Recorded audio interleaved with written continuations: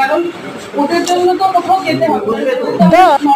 कोलकाता ने ऐसा शुरू किया जो फैला हुआ ये सेंटर को अभी देखें और हमारे साथ इस चैनल के माध्यम से जुड़े रहें और लाइक करते रहें, सब्सक्राइब करते रहें।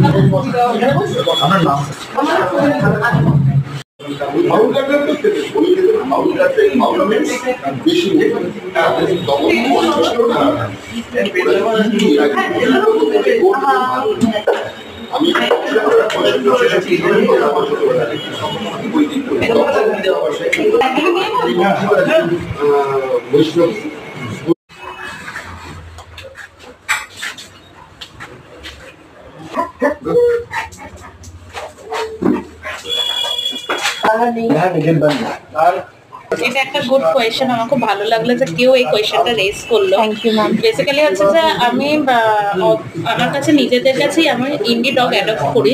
তার থেকেও বড় কথা হচ্ছে মান্থলি আমরা 10টা ডগকে ফ্রিতে লাইজেশন করাচ্ছি। তাদের পুরো ট্রিটমেন্টের খরচা টিএসবিএইচ তুলবে, কিন্তু 10টার বেশি আমাদের পক্ষে আপাতত সেই ক্যাপাসিটি নেই। আমরা মান্থলি 10 আমরা এটা করব। মান্থলি 10 করে আপনাদের টার্গেট 10টা, সেটা স্ট্রে ডগও হতে পারে, পেট ডগও হতে পারে, এরকম কোনো মানে সেটা কি শুধু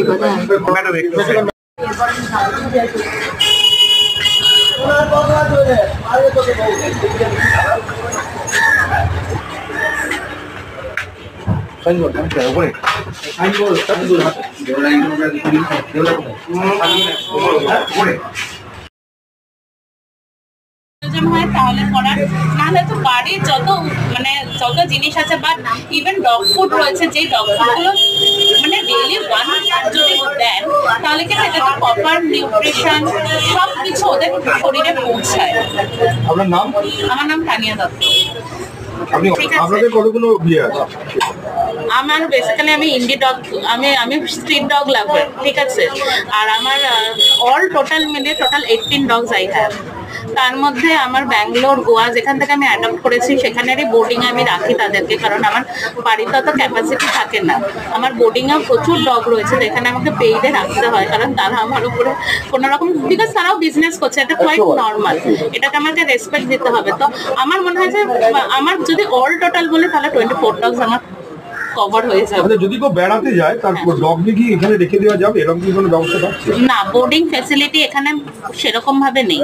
এখানে অ্যাডমিশন ডগ ফ্রেশ নয়, না, ডগ ফ্রেশ নয়।